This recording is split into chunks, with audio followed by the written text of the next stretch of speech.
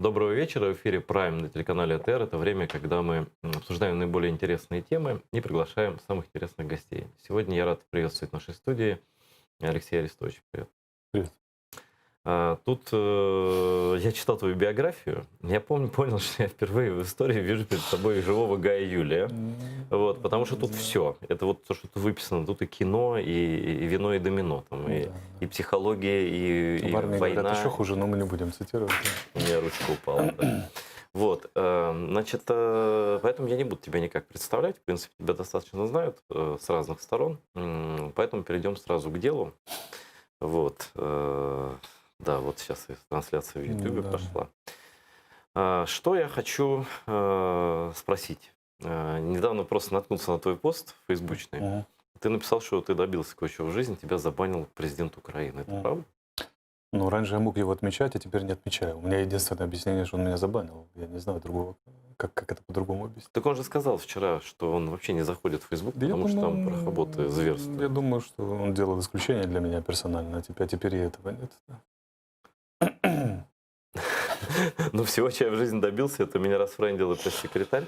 Причем Да. вообще ни за что. Я же вообще Юля. не участвовал, да, не участвовал ни в каких травлях, ничего. Я вообще считаю, что людям, если вот ты видишь, нужно как-то помогать, вот, а не травить. Я советовал Вот, только, я советовал по-доброму, та же самая история. Я же никогда ничего никуда. Я подсказывал деликатно, мягко. И вдруг такой вот удар со стороны классика. Да ты ж, по-моему, не материшься особенно. Ничего. Да я и не матерюсь, да. Я имею в виду, Да. Ну, иногда. Так, это для художественного украшения. Текст. я хочу начать с Крыма, Да. и это будет правильно и по всем понятиям, потому что мы на Атере и вообще. Мне, честно скажу, очень нравится твоя позиция по Крыму и крымским татарам.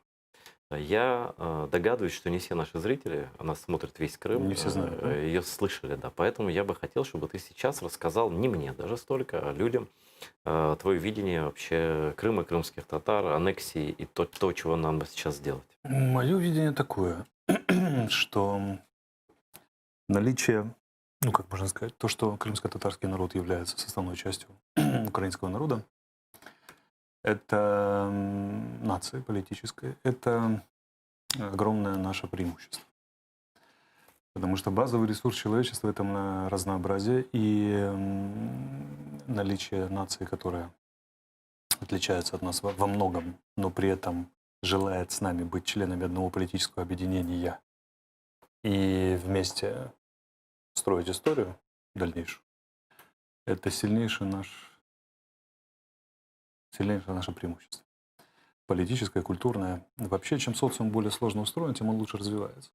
На разнице потенциалов по Гегелю. И украинцы преимущественно христиане и славяне, крымские татары тюрки и мусульмане. Идеальное сочетание.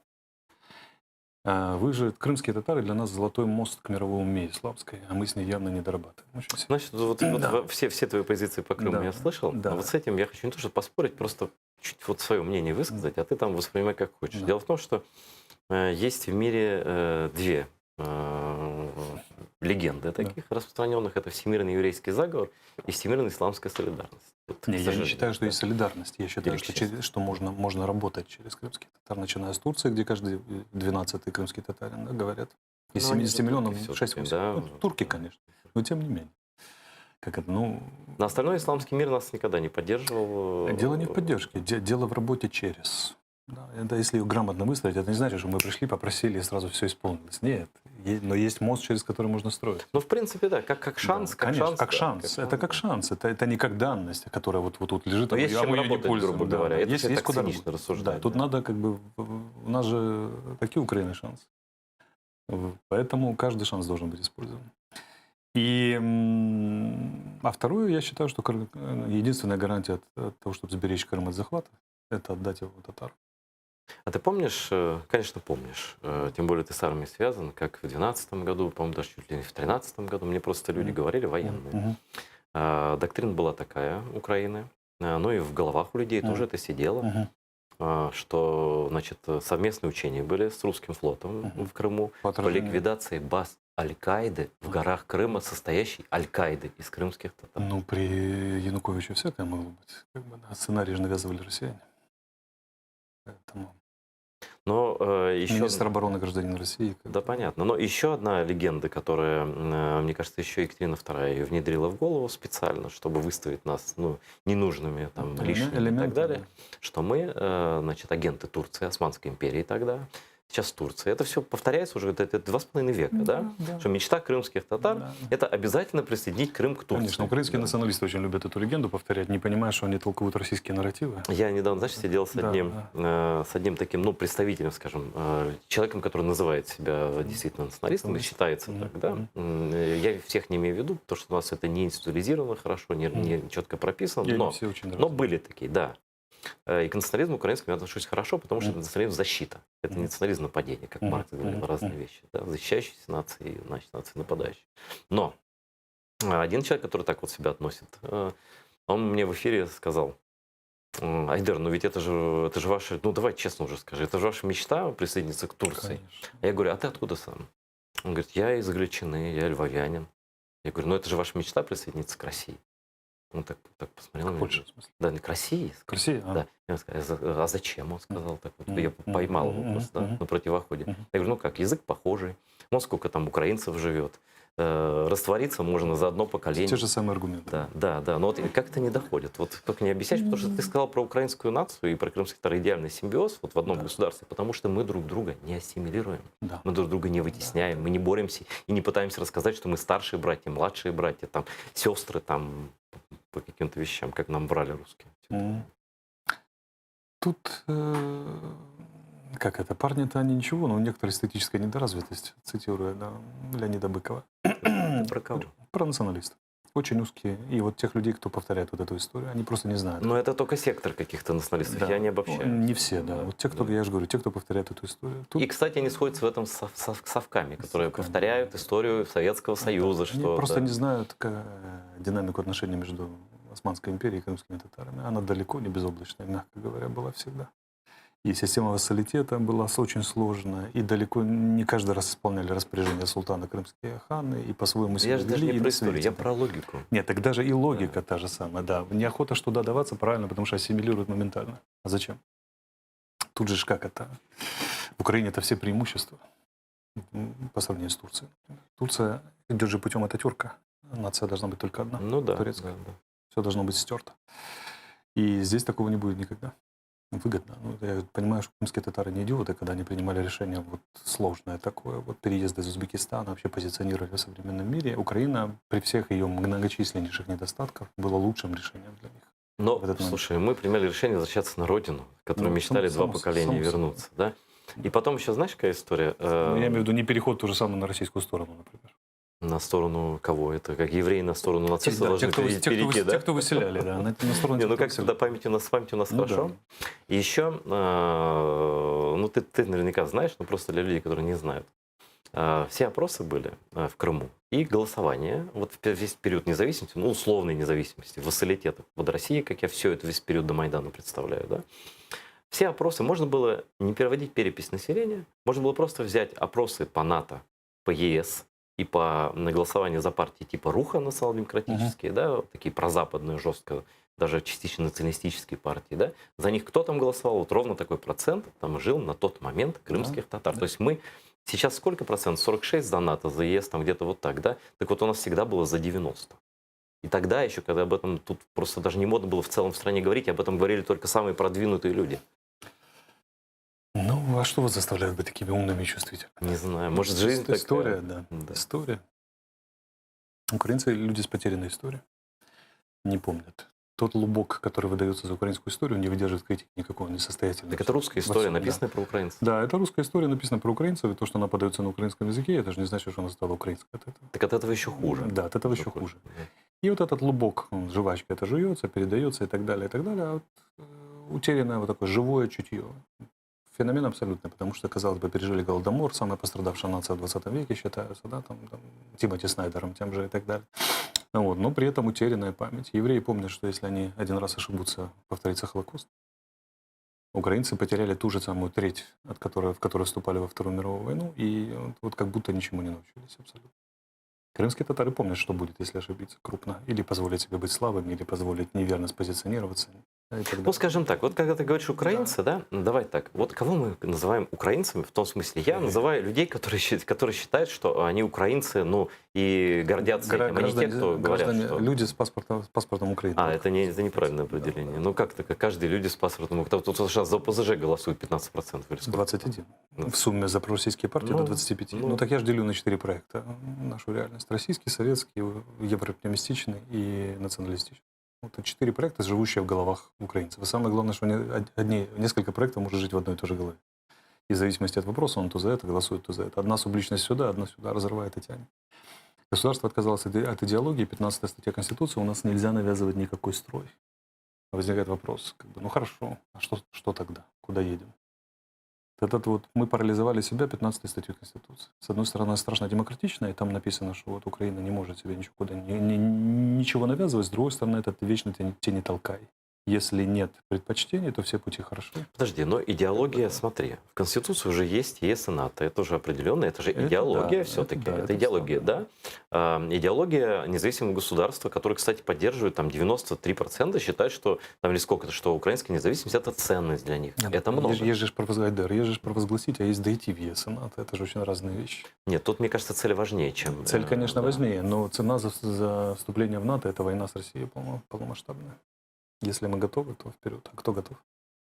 Россияне никогда не допустят. Они максимум могут... Единственное, что их выход – это создать здесь ситуацию руины с разрушенной инфраструктурой, абсолютно все развалено, потоками беженцев, да, опасностью от вот этих неэксплуатируемых атомных станций, У разбомбленных. них силы для этого есть? Вот ты как военный эксперт. Если цена будет, если вопрос станет серьезным вступлением в НАТО, они сделают все, чтобы так произошло.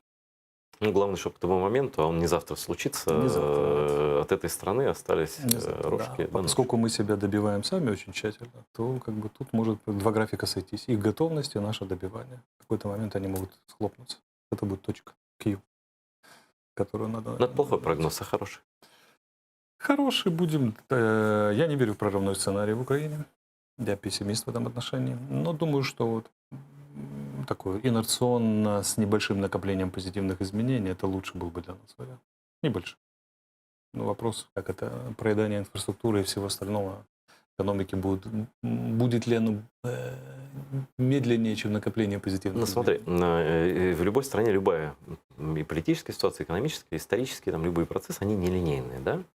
Вот если брать там Майдан, да, там такой вектор, там до Майдана такой, а сейчас вот как ты эту вот кривую, прямую нарисуешь? Мы сейчас куда идем? По среднему сценарию. Вот так вот, да, ровный пульс. Средний инерционный сценарий.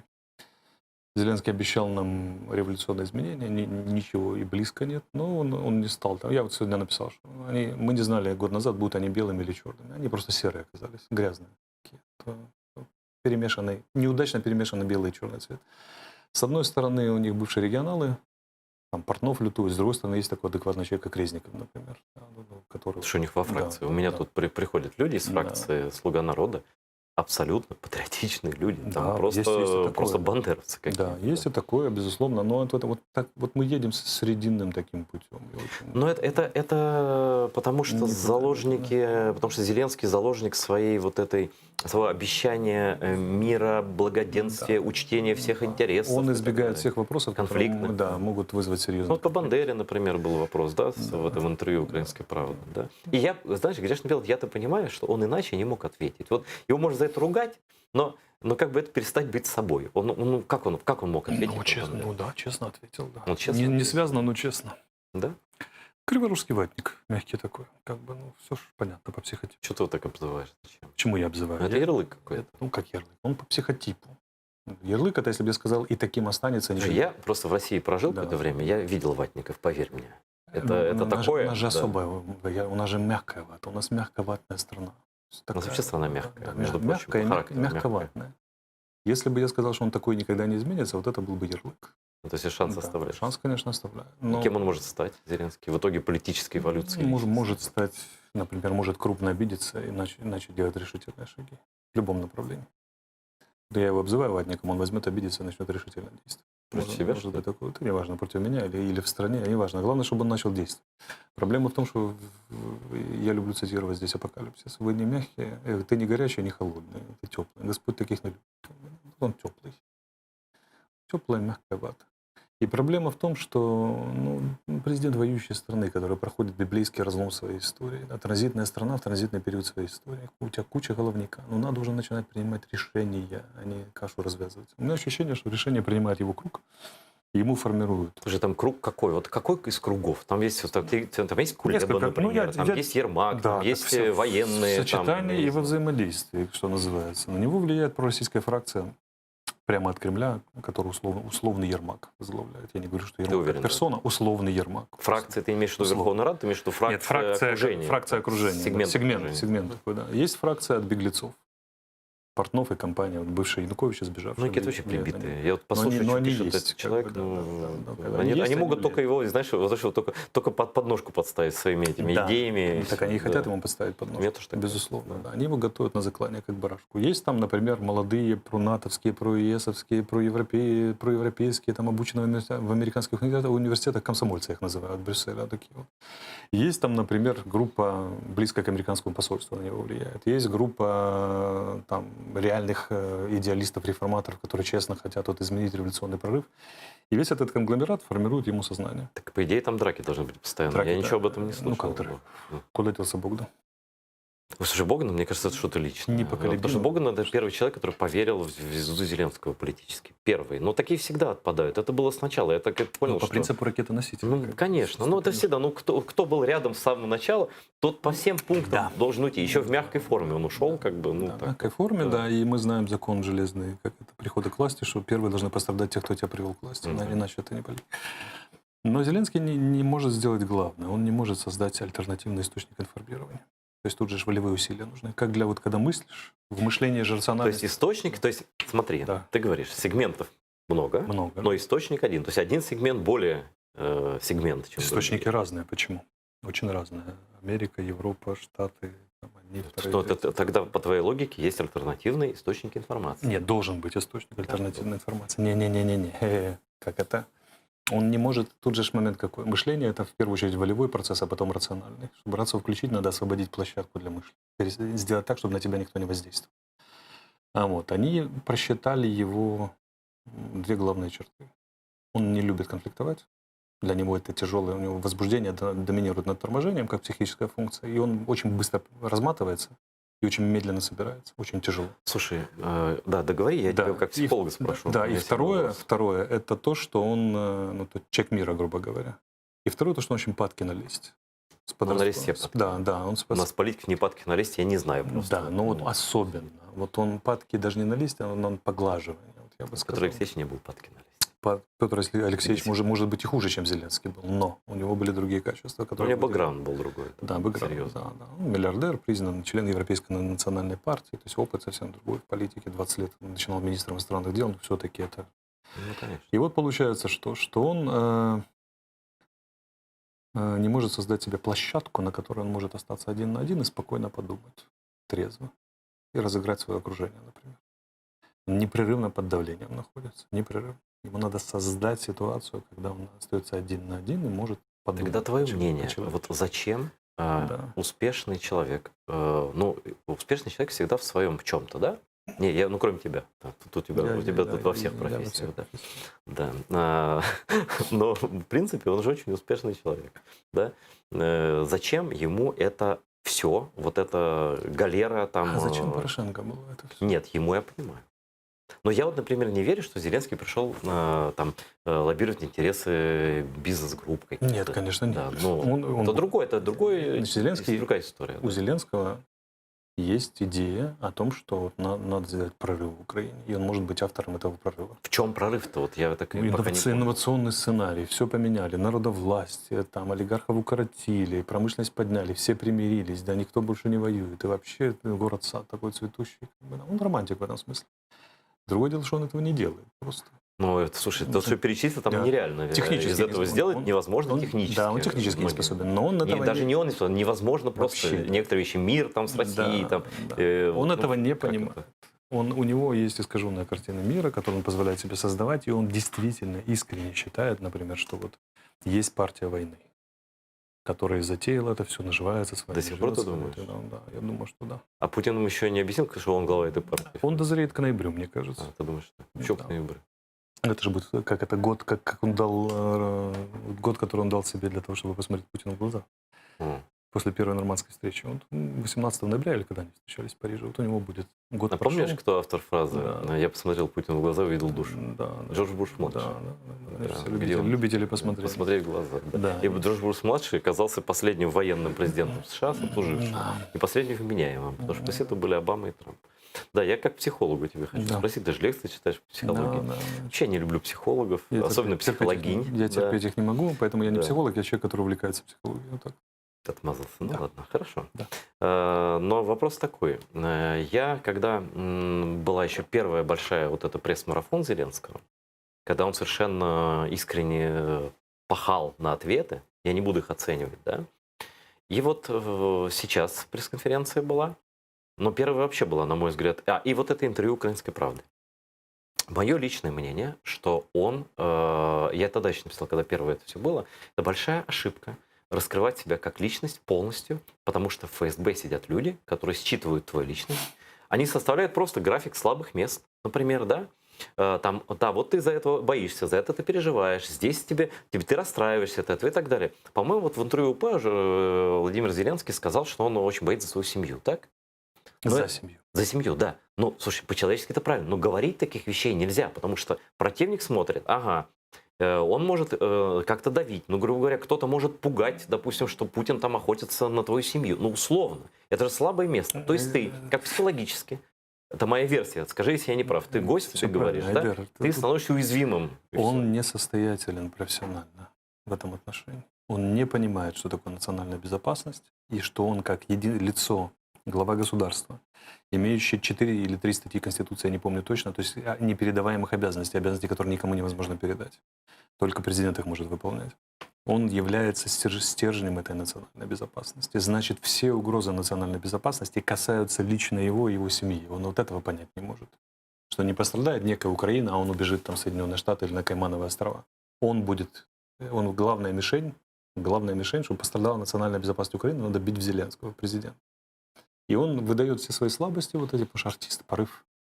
И, ну, я не знаю, кто там ему советует в этих фракциях. И кто Но вот вообще эта с ним предельная всерьез открытость, знаешь, разговаривает, она да. хороша, когда нет войны, когда в одной из стран Европы приходит к власти интересный человек, и он дает интересные, большие Даже интервью. это не Там, так. да. Нету такого. Политик даже в мирное время работает на вибрациях, как солдат в окопе.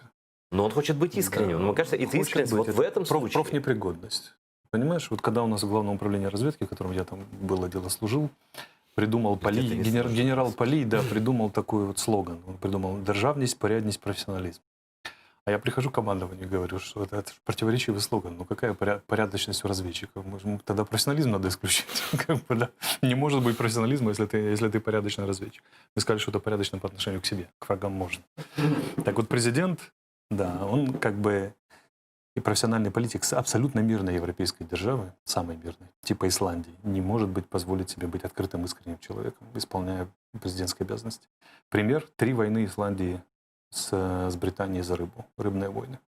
С предупредительной стрельбой английских кораблей по исландской береговой охране там, и так далее, и так далее. Это внутри НАТО. Внутри НАТО 32 территориальных спора. О чем можно говорить? О чем можно говорить? Он просто не понимает, куда он сунулся. Вот он хороший человек, который не понимает, куда Хорошо, он по психотипу, вот опять психологическую твою тему продолжаю. Кто такой наш президент? Действительно, мы обсуждаем не потому, что нам какой-то культ личности создаем, или там нам навязывают это. Просто выборы стали так, что на нем действительно все подвешено как на гвозде. Потому Поэтому что мы это обсуждаем. политическая система Украины такая, что Ну, не так, висит так, все на да, президенте. да. Все говорят про парламентскую республику, и каждый год значимость президента увеличивается, А значение. почему? Потому что на самом деле наша природа — это президентская республика. И когда говорят про парламентскую, они просто не видят, что это самое. Мы же Киевская Русь, в буквальном смысле этого слова. Это любимый конек, Буквально воспроизводим эту систему. Князь с дружиной в детинце сидит, правильно. Есть ремесленники, читай, айтишники. Есть купцы, которые тогда рабами торговали, сейчас торгуют лесом. Ну, то же самое, лес, меха, там, янтарь и так далее, и так далее. Периодически, да. И есть региональные обороны, с которыми надо держать какую-то там более-менее систему отношений. Плохо себя ведешь, порвали на соснах. Хорошо себя ведешь, ну, можно золотишком дорожить. Кого тут когда рвали на Поход соснах? сходить. Ну, Игоря, древляне. Ну, это, наверное, был последний случай. Да, последний, да, вот жалко. Так вот, по психотипу он артист. Я 17 лет провел в театре. Я знаю, что это такое. Вот он, ну вот он, это вот сцена, это аплодисменты. Как другие люди питаются котлетами, он питается аплодисментами. Это существенная часть метаболизма, обмена веществ. А президент — это сволочная работа. Тебя все должны ненавидеть, если ты хочешь реально делать свою Так он же знал об этом, он сам шутил над всеми президентами, что он не знал, куда он идет. Знать и иметь чувственный опыт, иметь информацию, прочитать в книжке и иметь чувственный опыт переживания. Когда ты заходишь в Facebook, а там реально ненависть. Глубоко. Когда 2 или 3 миллиона человек желают тебе смерти, не просто зла, а смерти. Я пытаюсь до них достучаться, до зеленых. Я им говорю: ребята, вот вы просто поймите ситуацию. Вот вы говорите, что нет, большинство вас поддерживает. Отдайте себе, в конце концов, отчет, взрослый. Несколько миллионов человек в этой стране желают вам смерти. Не устранения из политической жизни, не там... То есть ненавидят сильно. Ненавидят сильно. И исходите из этой реальности. А те, кто еще за пределами Украины и так далее. И вот он должен сжать зубы, понять, что его проклянет история, проклянет народ, в лучшем случае оценить через 200 лет, там, через 100. И начинать делать свою работу, за которую он взялся. Укорачивать олигархов, делать какие-то реформы, там, возвращать народу государство, забирать у олигархата. У нас же главная проблема какая? Государство выкуплено олигарх. Оно не самостоятельно. Давно было выкуплено. Давно выкуплено, но он же обещал, сейчас покончим с этим, разорвем и так далее. И потому что все планы, которые у нас есть, грандиозная политическая операция, в том, что государство не самостоятельно, его надо забирать. Он это обещал сделать, и в результате получается, что в погоне за аплодисментами он начал врать себе, врать своим избирателям, не выполнять обещания. В буквальном смысле этого слова. Ну, это же как это... Ты ударил в этот сквош, он вернется к тебе, и вот у него психологический кризис был в феврале этого года, тяжелейшая отставка правительства была. В октябре его догонит следующий.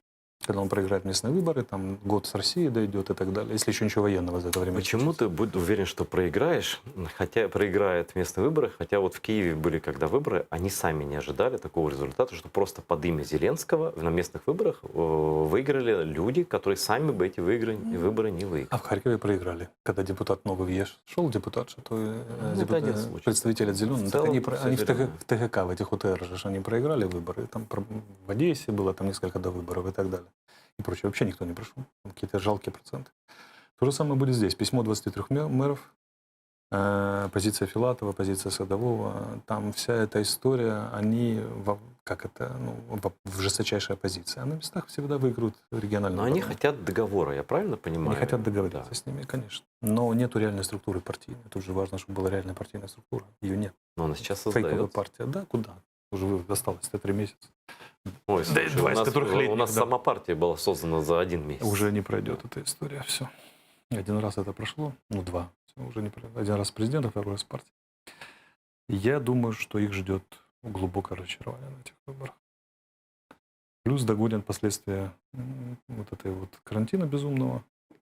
И где-то с октября по февраль у нас должен быть очень тяжелый период. И для Зеленского это будет личный психологический кризис. Почему ты назвал карантин безумным? Потому что, слушай, в других странах намного хуже, я прошу. А есть страны, где лучше. Но учитывая нашу медицину, да, другого выхода, на мой взгляд, не было, кроме жесткого Да, карантина. он безумно организован. Я не говорю, что... Ты говоришь, что он не нужен. Я поддерживаю... Не нужен. Я его одобряю целиком, чуть более, чем полностью. Угу. Я говорю о безумии, о том, как он был организован. И об его информационном сопровождении. Мы вас специально пугали, чтобы они ходили в парки. Но это может сказать ученик, вернее, классный руководитель. Просто об этом говорить не надо. Да, говорить не надо. Да. Делайте на здоровье, только не говорите это. Ты не можешь заявлять Политика новой искренности. главный санитарный врач. Да. А во-вторых, например, игры с Конституцией, ограничение естественных прав людей, конституционных прав людей в этой самой. Если это, давайте Конституционный суд поднимайте по тревоге, пусть он дает соответствующее. Ограничение передвижения в другие страны, это все страны нарушили свою Конституцию. Да, все страны. Да. А почему мы должны быть как все? Мы должны являться образец чего? Конституционной, усталой республикой, где выполняются все конституционные обязанности. Старая усталая республика. Да. О чем ты говоришь? По-настоящему. Ну, хорошо, идеальный политический строй Украины в будущем. Соединенные Штаты Украины. Это очень рискованная история. Это очень рискованно, поэтому ее можно вводить У нас и только... так феодализм, я прошу прощения. Ее можно вводить только после 10-15-летнего периода довольно жесткого авторитарного управления. Потом Соединенные Штаты организовывались снизу. Они добавлялись, они соединялись. Здесь этого уже не будет. Этого уже не будет, да. Надо же какую-то модель дать. Да? Если я сейчас начну про 5-й проект рассказывать, это еще на 40 минут. Нет, так далеко не надо. Поэтому мы так не будем. Да? Но нам предстоит пройти авторитарный период. Главная задача — вернуть государство, забрать у олигарха, вернуть его народу. Чтобы был авторитаризм, должен Да. быть диктатор. Не диктатор. Ну, не диктатор, Должна быть, ну, да, понятно, должна быть автократ, там, авторитарный да. курс Мгм. должен быть, да. Причем тут же ж уникальное сочетание качеств. Он должен быть хороший, и за Да. все хорошее, да, и при этом достаточно жесткий. Ну, ты таких знаешь Но в мировой таких истории? нет. Поэтому для нас Это идеалисты, не а не годится. Для нас идеалисты. путь это не годится. Ну, ты же спросил, какой лучше. Я нарисовал картинку. А теперь как в реальности оно будет? А в реальности будет инверсионный сценарий, где мы будем, да, вечно, да, как это, вопрос, раньше развалится инфраструктура, да, или все-таки мы накопим положительные изменения. Ну, я думаю, что инфраструктура раньше развалится, чем мы накопим. Но Я пессимист в этом отношении. что значит развалится инфраструктура? Слушай, она тут не разваливалась при всяких. Не, ну как это? Сколько износ там всех этих электросетей там, и прочих там в подъездах, да, канализации, там, труб водоснабжения, мостов и всего остального. Хана нам. Да, ну как хана. Проблемы будут реально. И прочее, прочее. Поэтому, ну, опять же, ну, атомные станции, что там с ними сейчас происходит? Топливо не могут закупить. Это такая штука интересная. Хочу перескочить на Россию. Насколько она реально военным образом сильна? И на что она способна в военном смысле? По кому меряем? Всегда должен быть противник. По нам? Ну, да, по нам. На региональную войну захват пары областей она способна. 2-3 области, это максимум. Ну, если мы, конечно, не сдуемся, а будем воевать, то 2-3 области может захватить. А эти вот их бредни сейчас просто по их телеканалам, тактическое ядерное оружие, ограниченный ядерный удар, они даже с НАТО такие. Ну, вещи. что бы я сделал на месте россиян? Я бы начал войну против нас. И потом нанес 2-3 тактических удара в чистом поле, чтобы никто не пострадал. Сказал, не идете на наш ультиматум, следующим будет по вам. И наше бы правительство развалилось. Я гарантирую на 101%. Ну, Не выдержали бы шантажа. Но этой страной не правительство управляет. Ну, партизаны будут воевать. В этом наша надежда. Армия будет частично воевать, частично будет, частично нет. Поэтому это не проканает. Но как ультиматум это очень сильная история. И пока Запад будет сопли жевать, я думаю, что очень сильно может проканать на уровне принятия формальных соглашений, например, формального ультиматума. А Тогда- дальше партизанам придется отвоевывать уже не только у России, но и собственного правительства, которое это все подписало. Ну, виши такое, да? Ну, виши, да. Смотри, но тогда возникает вопрос. В принципе, у него довольно много времени было у Путина, чтобы начать реализовывать этот проект. 2, 3, 4, 5, 6, 8 областей. Их мечта — это все южное побережье Черного. Они были не готовы тогда абсолютно. Ну, а так если тогда не готовы, почему ты говоришь, что сейчас? Потому они что сейчас сформировалась инфраструктура на наших границах. То есть они создали реальные инструменты. Как бы 2 армии стоит, готовность к применению. И это совсем другая история, чем они в палатках стояли на наших границах, и типа грозили там издалека нам, но иногда стреляли по нашему сектору. Да, То есть сейчас их войска на Конечно. периметре границ? Они создали сфокусированы? группировку, которая нацелена на Украину. Ну, у нас же Создали то же усилия. самое. У нас то же самое. Это будет война, как это однорукого, как русско-японская война 1878, вернее, русско-турецкая. Война в Европе называли война однорукого с одноногим. Да. Вот мы каличи, и они каличи в этом отношении. Как бы, да. Просто это полуразваленные 2 военные машины будут. Они чуть старше нас по численности, запасам сил и средств, особенно авиацию, если считать, и чуть более современное вооружение, настройка, радиоэлектронная борьба, то, что Ну касается... вот когда разведки, всё остальное. примерный такой паритет, да, это примерный, для локальной войны, я С подчеркиваю, очень да. небольшим преимуществом. Смотри, Да. вступает, опять, я вопрос задаю, вступает, наверное, в силу такая вещь, как мотивация армии. Мотивация общества. Однозначно. Ну вот и как тут с этим? Какая у них мотивация? У нас понятно. Они пойдут на хапок. Как им будут, если их бы накачивали будут замполиты, то они скажут, вот, что смотрите, как мы взяли Крым легко, смотрите, что мы сделали с Грузией. Как бы, да, ну, мы в Сирии там всех победили и так далее, и так далее. А хохлы разбегутся, сдадутся. А вот этого хватит на запала на 3 дня. Когда они получат по морде, конкретно получат, то у них начнет валиться боевой дух. Ну, я про это Очень как раз, сильно. да. Тут зависит все от первых пограничных сражений и приграничных, так называемых. Если они сразу получат крупный успех, то у них боевой дух еще хватит дней на 10-15, которые могут быть решающие на 2 недели. Почему? Потому что за 2 интенсивные бои 2-3 недели накопятся поломки техники, потери техники, сбитые самолеты, усталость, сотрутся от подразделения первого эшелона, надо второй вводить. Второму далеко не весело идти мимо трупов своих товарищей, горящей техники. Там первые пленные появятся и так далее. Международное сообщество успеет включиться, пойдет оружие в Украину, к нам сюда. У них есть на хапок 2-3 недели. И им колоссально важно в внезапности успеть достичь первых успехов. Ну, тогда по логике... Если они не допустят, то обвал, все будет, конец. И пойдет обратно. Обратно не пойдет, но контратаки у нас предусмотрены, могу сказать, контрнаступление локальное. И вполне может так, что мы пленных погоним по улицам, а не они. Смотри. Но у них есть такая тактика, они ее применяли в Чечне, применяли в Сирии, применяли, да? Это когда бомбят крупные города. Да.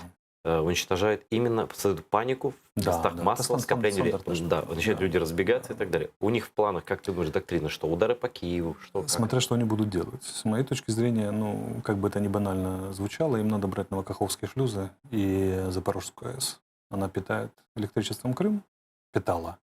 И шлюзы, ну это вода, как ни крути. Чтобы там не хорохорились и не говорили, это вот, давай про Крым и воду. Да, это, вот расскажи свое видение этой ситуации. Это реально большая проблема у них с отсутствием пресной воды, потому что она, все их станции опреснительные, которые они там позаводили и все остальное, их реально не хватает.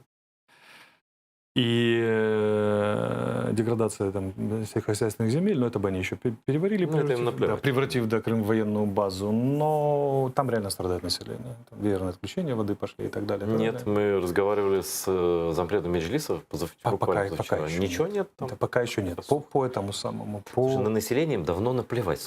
Безусловно, но всегда было наплевать. Тут же момент какой. Лояльность все равно нужна. Минимальная. Ну вот если реально начнутся проблемы, камни, 5-6 часов в день нет воды, там, или там, это реальная проблема, реально, как ни крути. И наступление с юга может стать реальностью. Да, кроме того, тут же момент какой, что представим себе, что вода это вообще не проблема, берем такой вариант, они ее так или иначе решают как-то, неизвестными нам путями, танкерами завезли или наплевали просто население, посадили на пузырек, да, и все. 200 грамм воды в день. У них есть другие проблемы. Проблемы продолжения экспансии в Украину. Вот я постил пост про 45-й полк, боевой путь 45-го полка, он сейчас бригада уже, разведывательный полк. Там видно, как от Москвы маршруты расходятся с 91-го года по 2020. Они все идут на юг. Основное направление Кавказ и Средиземное море. То есть это византийский проект. Цель Путина это Стамбул, не знаю, Эрдоган в курсе или нет. Да. Иррациональный византийский проект, который проливы, с тех времен, проливы, да, Стамбул, Айя София, да, и так далее, и так далее. Центром связанности этой позиции является Украина. Они строят позицию, центр связанности, который в Украине. И я говорю, покажите это Зеленскому, чтобы он посмотрел в глаза этому раскладу, чтобы он понял, что ту позицию, которую строит Россия, центр ее в Украине. Они никогда не прекратят нас атаковать. Теперь единственный вопрос, как нам можно сделать всерьез бобо? Вот только всерьез. Брать Харьков, 1,5-миллионный город. Это нужно 400-тысячная группировка, которая у них в помине нет. Потому что одно кольцо окружения, другое кольцо окружения, внутрь зайти, это абсолютно нереально.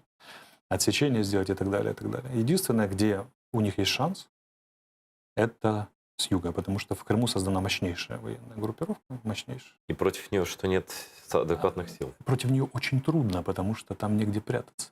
Харьков леса. Там можно навязывать бои. Леса плюс город. А там голая чистая степь. А у них же преимущество основного в авиации. Ставка будет на авиацию, на корабли. Где там прятаться от этого всего? Мотопехотная бригада, которая переходила по перешейк, ее сотрут там в авиации, артиллерии. А что у нас за трое суток? Ну, есть у нас немножко ПВО, оно, конечно, постреляет. Грузины сбили 6 самолетов, 14 повредили. Мы собьем там, я знаю. За 3 дня? Да, а мы, за 6. За 5. Мы собьем там 40, 60 повредим. Ну, при идеальном раскладе, при плохом 25 там, на 40, где-то так. Достаточно болезненно. Но есть у них неплохой шанс, если они грамотно организуют, в первые 3 дня достичь очень больших успехов, первые 3-4 дня. И хапануть так, что у нас произойдет и моральный обвал, и обвал управления. Но я правильно тебя понял, что считаешь южное направление, крымское направление для них наиболее удобным в случае решения принять это? У них они Днепр не форсируют, потому что это очень тяжелая задача. Дойти до Днепра, грубо говоря, дойти до Запорожья, взять Запорожскую АЭС. Я бы еще бил севернее Мариуполя, для того, чтобы войска встретились вышедшие из Крыма на Запорожье, на Энергодаре, и которые прошли севернее Мариуполя, там через Розовку. Это наиболее оптимальная для них история. И судя по тренировкам в Крыму, которые проводятся некоторым, очень похоже на то, что оперативные планы именно такие, и они планируют это все. Захват аэродромов с воздуха. Там, как разведчик, скажи мне, мы сможем узнать об их планах реально, заранее? Конечно. Или же Блицкриг все-таки возможно? Конечно, и Резников недавно заявил, что мы готовы к отражению. То есть их прямо предупредили. Он бы никогда не позволил себе такое заявление, вице-премьер, если бы не было реальной угрозы. Мы сможем узнать заранее, да, и я так понимаю, что даже у Зеленского найдется там, ну, от безвыходной ситуации он будет, что он будет применять вооруженные силы согласно плану отражения. То есть в этом смысле я не боюсь. Тут вопрос скорее как бы адекватности действий нашего руководства военного. А вот за это я боюсь. Оно похужало качество военного руководства, на твой взгляд?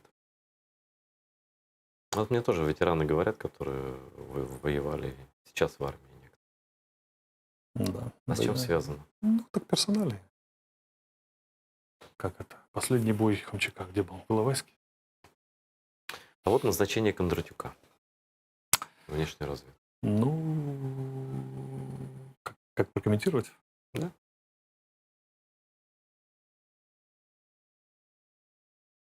Ну, скажем так, Кондратюк сумел обеспечить влияние на Зеленского. А это можно было сделать только одним путем. Понравится ему, когда надо было вовремя отказаться от Порошенко. Он был в администрации Порошенко, замглавы. Ну да, он же старый кадр. Из бела спецов, старый кадр, да. Поэтому я думаю, что там не без варианта типа Петр Алексеевич, как бы, да, мы вам верны всегда. Здравствуйте, Владимир Александрович. Нет, а для армии, для разведки? Для армии, для разведки, говорят. Я не знаю. Ну, как сказать, он, когда в ГУРе был, он организовывал достаточно успешно там, работу по РДЛО, достаточно успешно, да. По крайней мере, позволял работать, скажем. Вот. Что он будет делать как в службе внешней разведки? Так она сама достаточно проблемная. У них очень сильные технические возможности по взлому почты, просмотру там вот этой всей электронной требухи, да, там сосредоточены мощности, американцы часть передали. Я думаю, что он в этом качестве нужен Зеленскому. Почту смотреть политических соперников. Тут же внешняя разведка. Ну, бывает всякое. Вернемся к Крыму. У нас последняя часть программы. Каким ты видишь не вот этот момент, когда негативный сценарий, да, каким ты видишь другой сценарий возможный возвращения Крыма? Когда ладно. Как, при каких обстоятельствах, в каком качестве Крым вернется в Украину? Только если Россия начнет рушиться внутрь себя сама. Как башня обрушивается. Ну, там вариант какой. Путин умер, там, или устранили от власти, пришли к власти фашисты, против них выступили либералы. Волнение региональное. Да. Либералы, национальные республики, волнение по краям. И так далее, и так далее. Грубо говоря, ситуация, когда связанность с Крымом будет очень тяжело обеспечить. Кидать туда по 2 миллиарда каждый год. А второй вариант, когда понадобится группировка из Крыма, потому что других войск будет не хватать.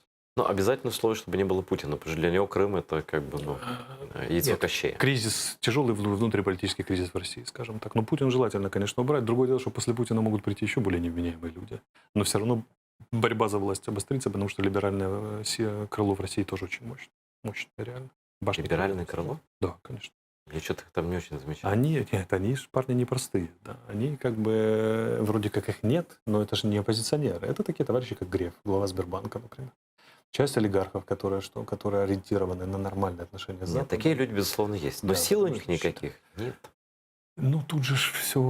Табакерку нужно собрать еще, это, конечно. Кружке собраться, умелые ручки. Ну, вот умер Путин, да, или его устранили, и все его 6 двойников, например, вот они исчезли. Невозможно их и дальше эксплуатировать. Приходит кто? ГКЧП. Обязательно должно быть ГКЧП в том или ином варианте. Но, конечно, более успешное, чем этот самый. Что будет делать широкие народные массы России и регионы, например? Ну, где-то, наверное, начнутся волнения какие-то, еще что-то. Ну, это СССР ты вспоминаешь, в принципе. Я гарантирую на 101%. Потому что, история с Дальним Востоком, когда там вот люди возмущались, там карантинные вот эти вот все... Нет, ненависти в регионах и в нацреспубликах полно, хватает. Да. Кабардино-Балкария, там, да, Кавказ даже не Кавказ, там, да, и так далее. Неизвестно, как Кадыров себя поведет и как поведет себя ГКЧП в отношении Кадырова. Много чего может произойти. Если начнутся серьезные волнения, то вылезут обязательно кто? Люди, которые скажут, давайте возьмемся за руки, чтобы не пропасть поодиночке. У нас есть мирный план, его поддерживает просвещенный Запад. Временное правительство. Временное правительство, есть фракция. Возникнет между временным правительством и ГКЧП трения. И дальше в зависимости от этих трений. Но в любом случае они будут Крым использовать как актив. пусть даже он будет уже в пассиве, он так пассивом является, черный дурак, куда деньги уходят, и они будут размениваться с Западом тогда на что. Ну, кроме это не те деньги для Путина в данном Да, конечно, конкретной да, они могут себе ситуации. позволить, потому что от нефти и газа каждый день иметь миллиард, и 2 миллиарда Ну, всего лишь конечно, на Крым. о чем ты Два говоришь? дня. Крым стоит 2 дня, да, как бы, да. И они и они могут сказать, нет, я не имею в виду как политический актив. Я не скажу, ну давайте мы возвращаем Крым, а вы нам за это ножки Буша, там, например. Это, да ладно, ради Что-нибудь бога, ножки Вот. Буша я бы им дал. Да. например. Я И- видел их в очередях за ножками Буша, очень мирные люди. Да, и только, ну, по варианту, вот как ГДР возвращалась, вот примерно так, может быть. Что там была мощнее. Хорошо. Самая сильная в мире армейская группировка. Ну, 5 армий. Ничего в истории человечества подобного и близко. скажи, нет. самые сильные спецслужбы мира, КГБ, Да. наблюдала за тем, как валили памятник Дзержинскому чуть ли не на моих глазах. Да, мне рассказывали полковники КГБ. Говорит, я говорю, а как для вас СССР кончился? Говорит, да мы пришли на работу. Говорят, нет больше СССР. Я говорю, а коварный план, вы же должны были все знать. Говорит, просто сказали, идите по домам. Ну и идола убрали. И мы пошли. Да. Ну и идол. Да. Идеология пропадает, стержень уходит из них. Да, но сейчас другая логика. Каким будет Крым, в каком виде, в каком статусе в составе Единой Украины? Вот каким-то путем все это таким или иным возвращается. Вот Единая Украина, все вернулось. Что будет? Ну, татарам надо будет сразу очень жестко ставить вопросы на их статусе. Не о статусе Крыма. И забирать на себя автономию. Насколько мудрым было бы решение сделать это де юре сейчас? Но я бы сделал сразу. Почему второй уже подряд президент Украины после Майдана Они не не ставит этот вопрос во главу угла? Не способны на мудрое решение. Слушай, ну такой шанс войти в историю, вот честно. Они не способны. Ну, знаешь, вот есть много способов войти в историю. Поднять экономику, да, там еще что там, и еще что-то. Но это долгий и трудный путь. Они не способны. Спасти крымских татар, дав им их надлежащие им права в составе же Украины, Айдар, с они которой мы совершенно не хотим никуда бежать, да, а Они наоборот хотим вернуть. Они так не мыслят. Да, к Ну сожалению. почему? Ну, потому что, ну, чему их всю жизнь учили? Вот этих самых, наших правителей. Они не увлекались историей, не читали. Как бы им не интересно, у них нет гормональных состояний, связанных с Но это как раз и должно заводить. Если ты пришел к власти Нет, не за это деньгами, это должно заводить заводит тебя. таких, как ты и я, потому что ну, нам интересны эти вещи. А они не испытывают соответствующего. Любое же психологическое состояние поддержано гормональным состоянием в крови. Они не знают такого гормонального коктейля, у них нет вот этого удовольствия, никак не связано с этим, понимаешь, да? То есть они просто не понимают, в чем кайф, вот чисто Да. по-человечески, да. Вот, а в чем прикол? Ну, объявили автономию, что дальше? На перстне царя Соломона, Да, по легенде, было написано? все пройдет. Нет.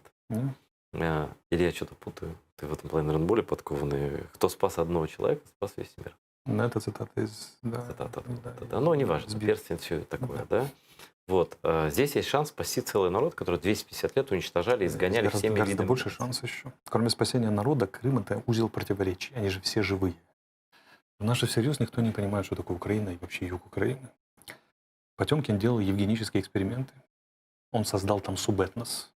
Все, что Одесса, Николаев, Херсон до Мелитополя и Мариуполя, это отдельный субэтнос. Но мы же не можем так сказать. У нас же, да, Они унитарная передвигали страна, народы. бла-бла-бла. Они Передвигали народы, да. евгенические эксперименты. Армян женили там на евреях и так далее, смотрели, кто каким мануфактурам более приспособлен, завозили преступников и так далее. То есть он Потемкинская деревня, это же грандиозная панорама. А зачем выставка. сейчас в этом разбираться? Мы живем не при Потемкине. Это же все следы остались, источники никуда не деваются, идеи никуда не деваются. Все, что там есть, это вообще-то Потемкинский край полностью создан. Как Екатерина обошлась с крымскими татарами? Это же все живое и осталось там. Крымских татар глушили и разгоняли, когда вместе с войском Запорожским. И военный союз запорожского и крымского татар, он был освящен во время войны за независимость. Она же гражданская война в Польше, она же русско-польская война, она же украинско-польская война и Так так туда далее. не будем. Там целый клубок противоречий. Это значит, что человек, который,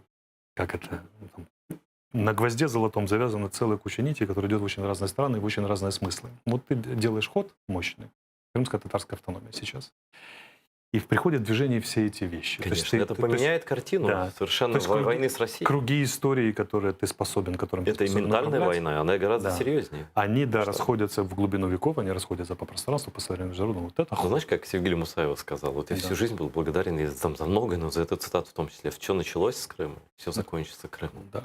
И мы должны сами к этому делать какие-то шаги. И они не понимают, что они могут сделать. То есть смотри, вот Петр Алексеевич Порошенко в 16 году, 18 мая сказал, что будет изменен 10 раздел Конституции. Там переписать, на самом деле, 2 абзаца, да, до деоккупации. Мгм. И название, и повод формирования, да, и символику поменять. У нас российская символика в РК, да, которая ниже тем полис-оккупант. У нас одинаковая символика РК с оккупантами, да, с их там вот этой республики. Да. Вот сейчас пришел новый президент. Петр Алексеевич этот вопрос поставил на мороз, и в итоге ничего не решено. Может ли Владимир Зеленский изменить Конституцию в разделе 10 и дать автономию крымским татарам в составе Украины де юре? Он же не самостоятельный. Если в нем, если создать в окружении такую идею и протолкнуть, да, может. Если им подсказать, он поймет, ну вот это шаг. Но ему же скажут, что это шаг не к миру, а наоборот, к усилению конфликтов. Тогда сразу нет. Всё. Новый шаг, кстати, в историю. Тут, значит, вот так вот. Ну да, это вот как грамотно, опять же, как подать. Я бы сделал немедленно, первым указом. Это же, ну, идеально. Дернуть тигра за усы, так классно можно. Ну вот они не способны Я есть. тебе больше расскажу, это самому стать тигром. И самому стать тигром, безусловно. Да, то есть, ну вот, слушай, ну элементарная вещь. Я вот поднимал вопрос о том, что в армии служит несколько сотен крымских татар украинских. А вся символика украинская, она военная, связана с крестами. Сделайте такой же медаль, значок, орден, но с полумесяца. Нормальный шпак. Ну, это детали уже. Это Детали — это символы. символы, названия имеют значение. Ну вот, они награды поменять не могут. Ты хочешь, чтобы они Конституцию поменяли ради Ты помнишь, как они меняли топонимику? Когда поменяли 150 населенных пунктов, только не все, которые Сталин переименовал, тупо там виноградные, плодовые, ягодные, когда татары депортировали. Лазурная Да, они поменяли только советские и краснофлотские, да? Проголосовали, потом внесли поправку, что, значит, только после деоккупации, и Google вернул обратно эти названия, да? Вот такая решительность у нас, да? Вот так. Ну вот об этом-то и живем. речь. Да, они страшно гордятся тем, что есть муллы в армии, в военном капелланстве. Ну разве в этом суть? Да, Это страшно, все хорошо, да. но разве в этом суть? И все любят рассказывать, как вот крымские муллы давали татарские православным священникам, которых выгнали из храмов, служить в мечетях. Типа уникальный исторический это сам. Все, дальше этих разговоров ничего не идет. Слушай, у меня знакомые есть иудейские священники в армии ездят, и православные, и наши Дальше муфтии. разговоров ничего Да, но не дело же, это хорошо очень, но это теория все-таки, а не практика. на Да, самом а деле. надо заниматься делами. Сильнейший, мощнейший ход дать автономию сейчас. Это лучшее, что можно было бы сделать сейчас. Как донести это до Я не знаю, меня Владимира забанят. Зеленского? Это, С чего начали, тем закончим. да. Я вынужден закончить этот эфир, просто потому что время программы истекло. С нами был Алексей Арестович, мыслитель, психолог, философ. Обозреваю. Я обозреваю. Серьезно? Ну хорошо, обозреватель. До новых встреч, смотрите АТР. Всего доброго.